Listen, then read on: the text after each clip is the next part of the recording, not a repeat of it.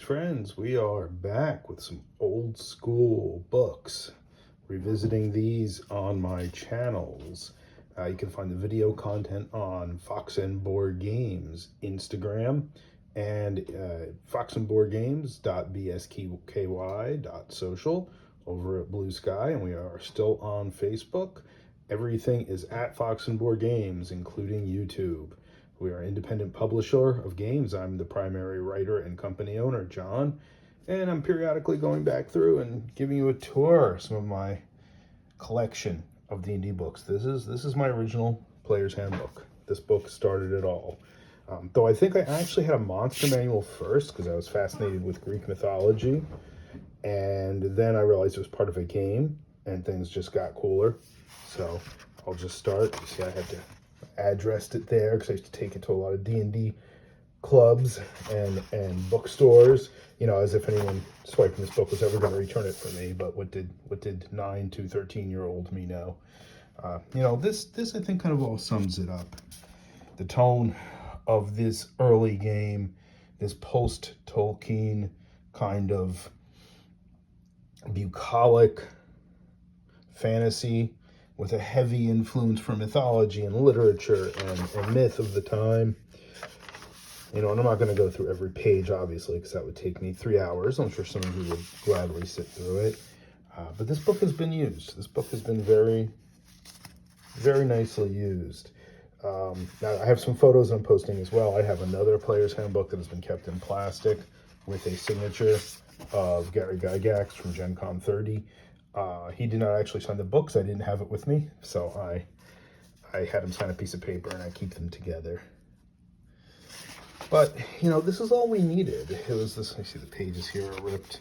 Like I said, this has been my consistent book probably from 1981, 1982. I know for some of you that is ancient history. Some of us, it feels like it was yesterday, right? Not quite, but you know, so there's these very loose guidelines. This is what I think kind of the appeal of this book is, and these early games are, and now there's the OSR stuff. Everyone knows I'm a big fan of Shadow Dark. That these were, you know, there were these rules to create the characters and moderate the world, but it was all very loose in a way. I mean, it was never, it's funny because I'm still flipping it the same exact way I always did. You know, there was so much room for imagination, and there still is. There still is. Again, I'm not a hater of the new editions of the game. I'm not one of those guys. Classic picture. I mean, this, I think, just captured everyone's imagination when we saw it. So we've got some soda stains or some other or pizza stains or something. You might hear a wily cat running around in the background. I'm surprised he's not up here. But there was, in a way, so little to work with. Like, you know, I probably read through this book hundreds of times at least. And it was so loose. And from this, through Dragon Magazine and through people's homebrew rules, for better or for worse, there was this explosion of you know, this kind of customized content for these games that were right out of people's imagination. You know, frankly, from a modern game design perspective, which I do now, none of it was very good. None of it was very solid. The homebrew stuff especially. Like, I remember some of our homebrew stuff was just so dysfunctional. But we did it, and we enjoyed it, and we had fun. You know, multi-classing, and the character with 2 classes. This used to be such a chore, right? Like, none of this was fun. Like, being a multi-class character was not fun. It was a lot of record keeping of individual experience points. You know, like, every class had its own experience point chart. You go back and find something like that's your constitution. We're not even to that yet. What do you know? We're not even to the classes yet. Oh, so let's see, the fighters, you know, you only needed 0 to 2,000 to first level, whereas, let's say a paladin, I think a paladin was significantly more. Well, not significantly more. Well, let's look at the paladin was significantly more.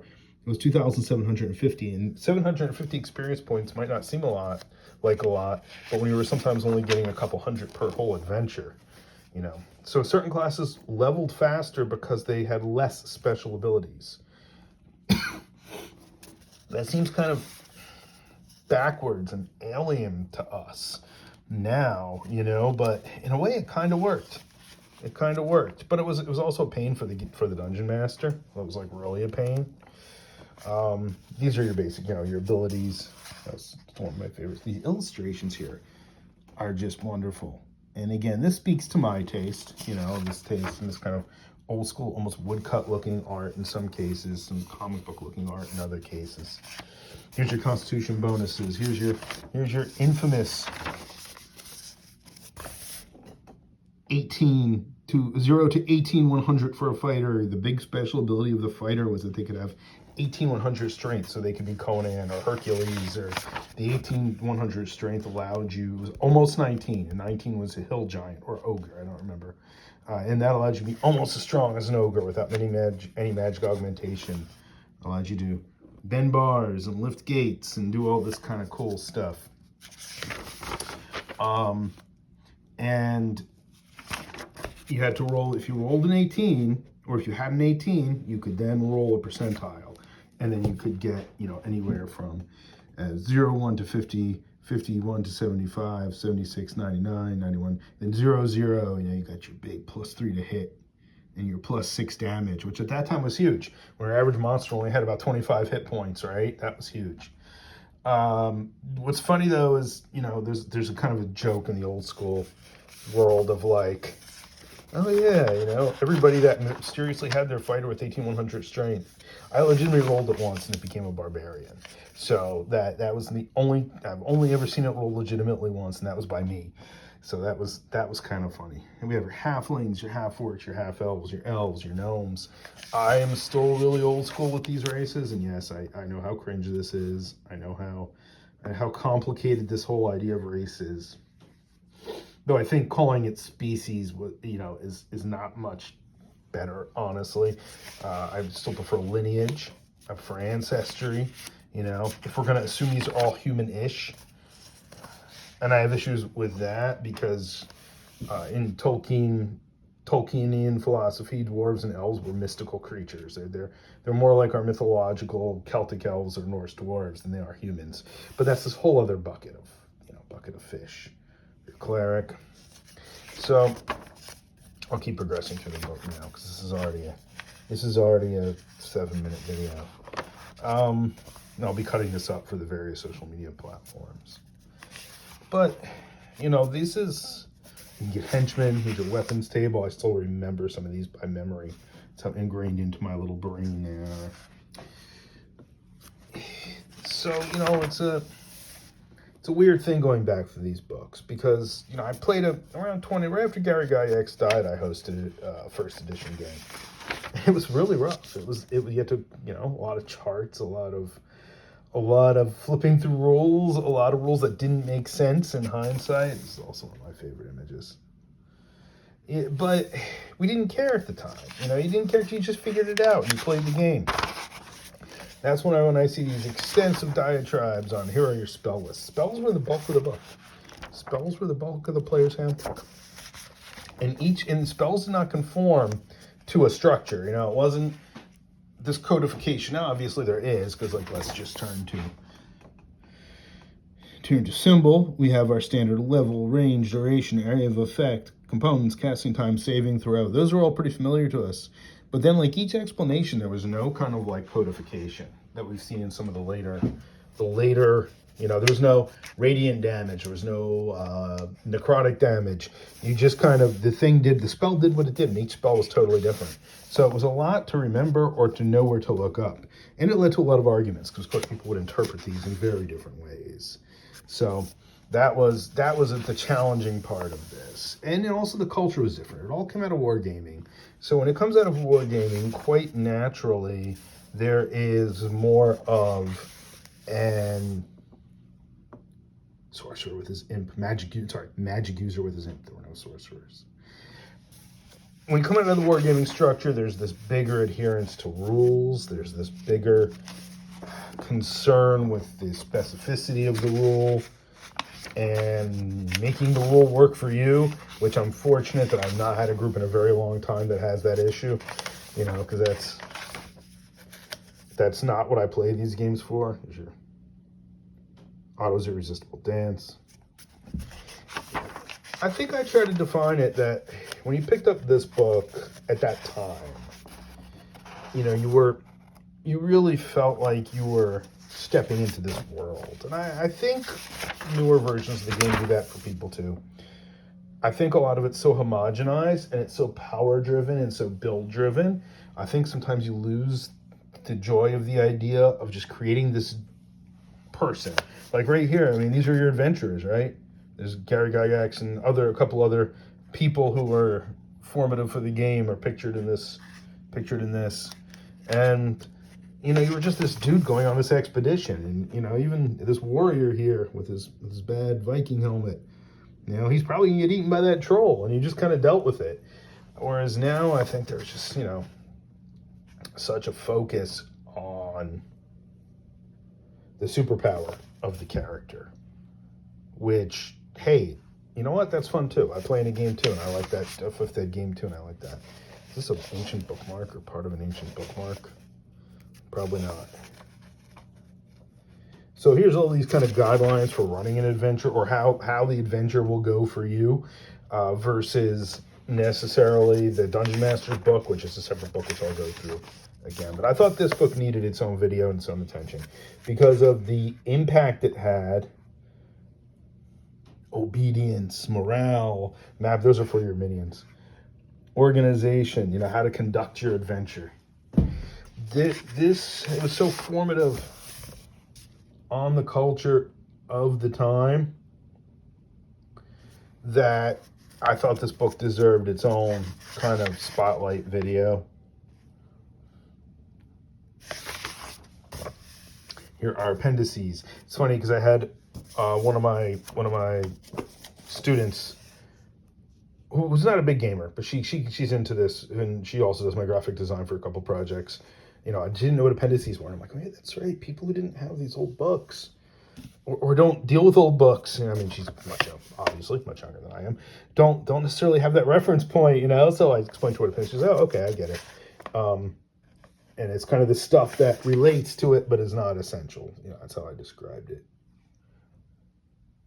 Here's your psionics. Remember, everybody wants psionics too. So you can do even more cool stuff. I ended up really hating psionics for the reason that I thought they had this other layer to the game that wasn't even necessary.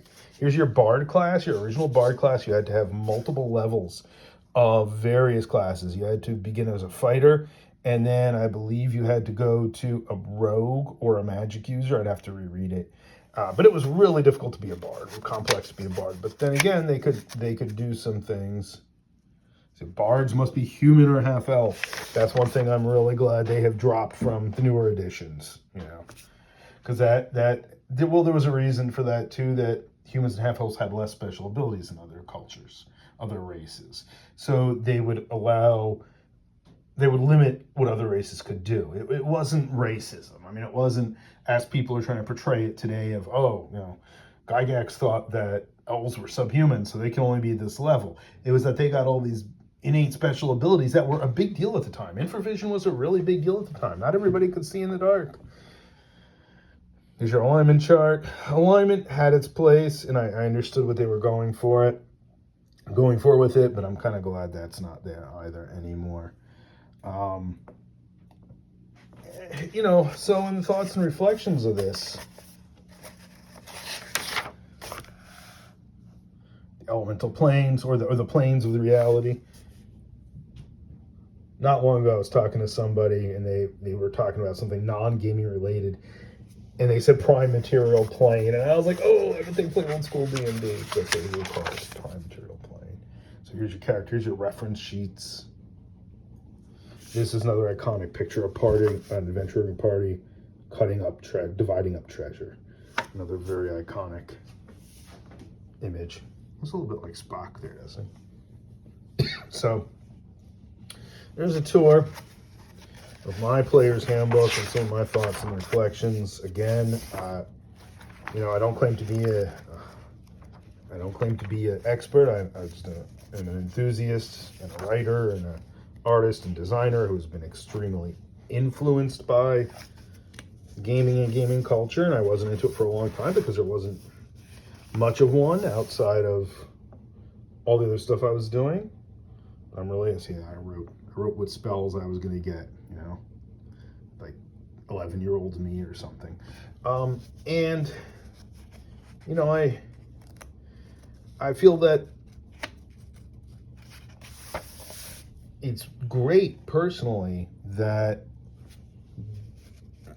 the industry and the games have expanded to the point that they have, even if aesthetically a lot of the newer edition stuff doesn't appeal to me as much, only for my own personal taste reasons. You know, I don't think that has anything to do with, I'm glad more people are getting into the game. I'm glad different types of people are getting into the game. I'm glad the culture as a rule is becoming more open. So there's my tour. I promised pushing a few of these out here and there for my various media platforms. And this is it. We'll go to the back of the book now. Well worn.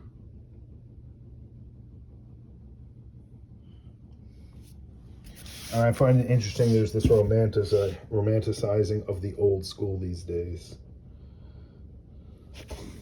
This is it. I basically lived in this book for many, many years. And I wanted to always, when I grew up, I wanted to write for Dungeons and Dragons or other role-playing games.